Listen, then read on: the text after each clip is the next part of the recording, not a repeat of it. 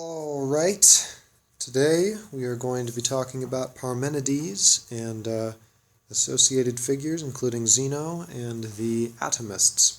And we'll get into why I'm lumping those together in a minute. But first, Parmenides, who is basically the antithesis of Heraclitus, if you are a Hegelian. Whilst Heraclitus is known for promoting the idea of flux and eternal flux, and how everything is always changing, Parmenides takes the exact opposite position and says literally nothing ever changes, and the flux is a complete illusion. That was his proposition. And the funny thing is that the proofs that he gives for this are actually quite convincing, or at least have to be reckoned with seriously. The manner in which he arrives at this curious conclusion is probably more influential than the conclusion itself. This is because he employs pure reasoning and logical argument separate from any sense observation.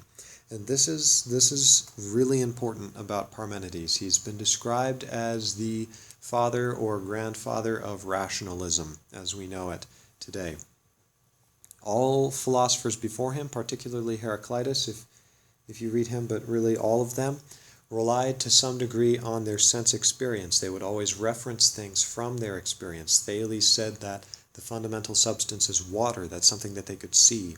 Anaximander said, no, it's this abstract principle, but he came to that conclusion by pointing out the way that the stars rotate in the sky as an evidence that there's this thing called the boundless, which rotates similarly. I didn't go in detail on that, but he's still referencing things in the world. Anaximenes certainly did. Heraclitus certainly did. In fact, he says that in order for you to understand the Logos, for you to align yourself with it, you have to observe the world around you with proper mentality and not just sort of look at it dumbly, but actually observe it.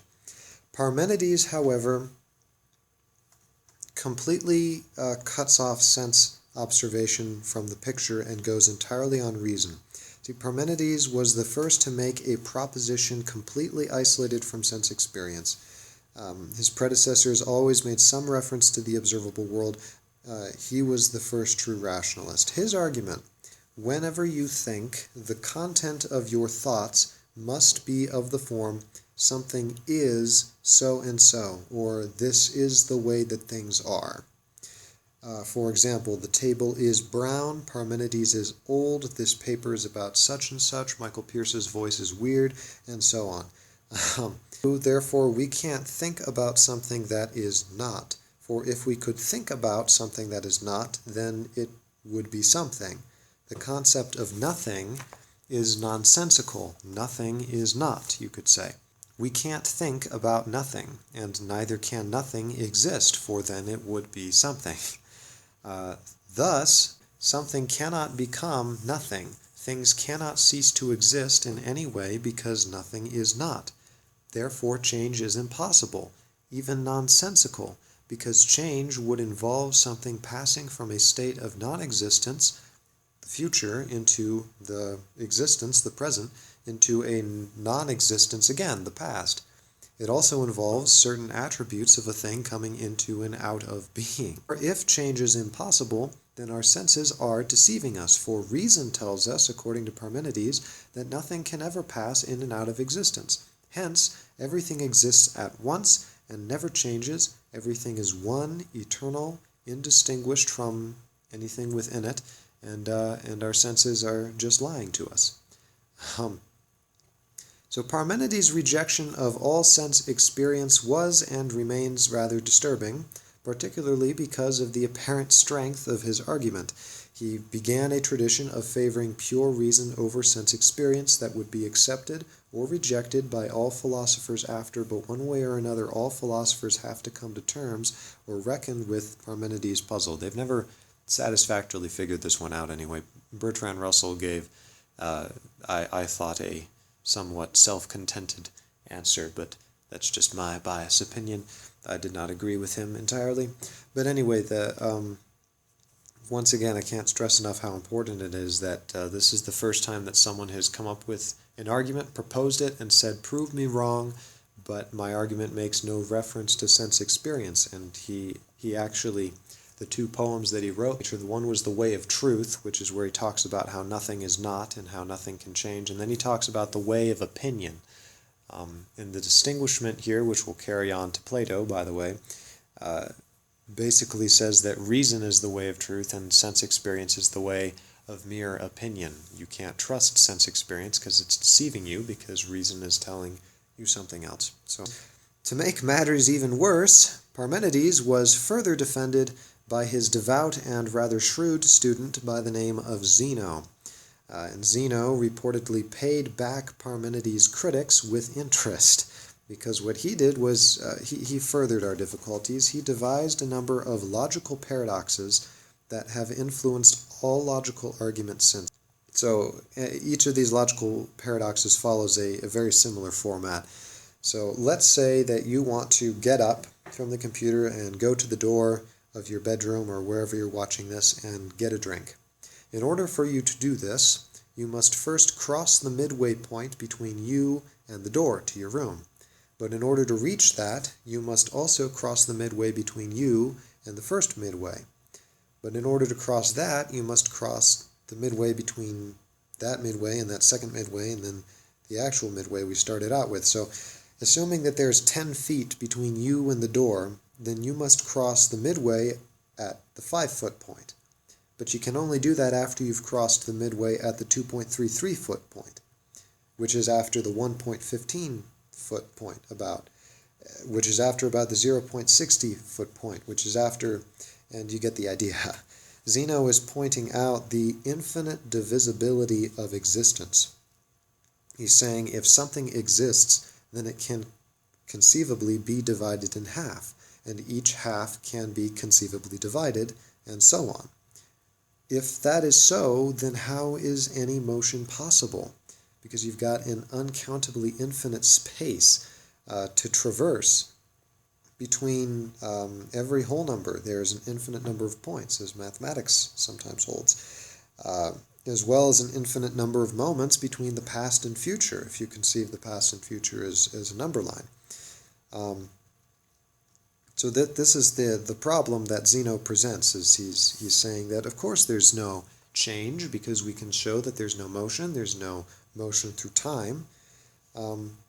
Philosophy following Parmenides and Zeno mainly consists of attempts to resolve these troubling questions. For instance, Empedocles proposed that change results from the interchanging and separation, in sort of a very similar nature to Heraclitus's cosmic fire or flux, of 4 eternal elements. Empedocles is the guy who came up with that: fire, water, air, and earth. And see, the way that Empedocles proposed to answer this question is by saying that, well, okay, there can't be any change, so the way that I'll interpret that is to say that there are 4 elements, fire, water, air, and earth, which are the fundamental elements, and they never change, and they never go out of existence. But what's happening is it's not that nothing ever goes out of existence, but the way that these 4 elements are mixed together creates everything in the universe. So, the table is a certain combination of fire, water, air, and earth, with some things predominating and some things not. Or your computer is the same way. Your body has been mostly water and earth or something, to make clay. But you've got this Heraclitean flux in that these 4 elements are constantly being rearranged around each other, and that's where the change comes from. There's not fundamental change, but there's apparent change. And he says that the 2 forces that cause this are love, which brings things together, and then strife, which tears them apart. So Empedocles has added in love to the mix. And sort of building off of this, actually, but sort of the more influential reply to Parmenides was provided by the Atomists, who were led by a fellow named Democritus. They further developed Empedocles' idea of eternal substances interchanging.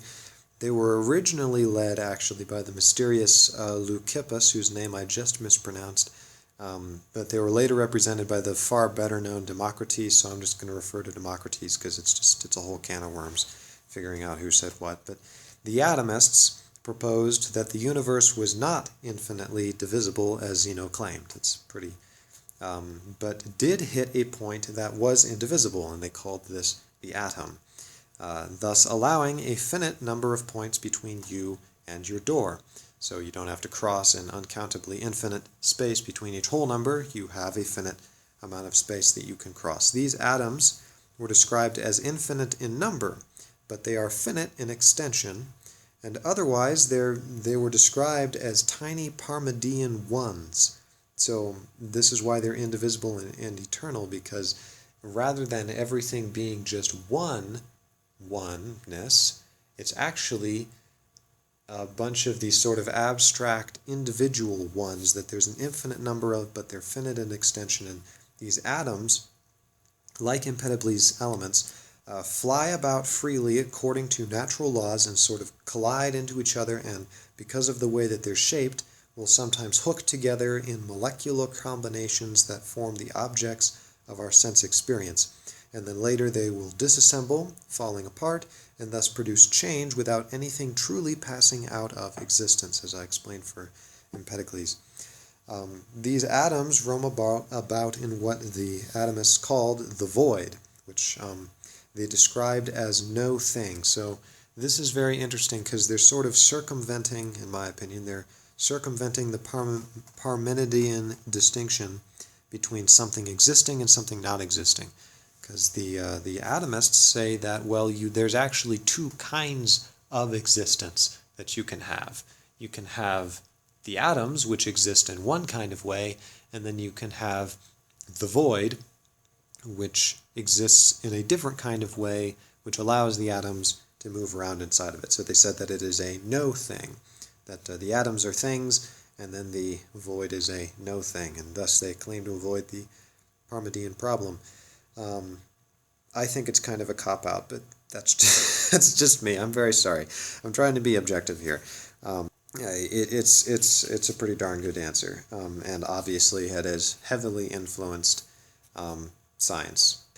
So in any case, the universe now is nothing but atoms in a void, according to the atomists, and this has several important implications. For one, if these unintelligent atoms are controlled and determined in their movements and interactions by natural law, entirely by natural law, then that means everything that happens is the scientifically predetermined result of atoms banging around in the void. The atomists then deny free will outright as an illusion and become the first hard determinists, is what they're called. There's no free will, and therefore there is no accountability. That's hard determinism.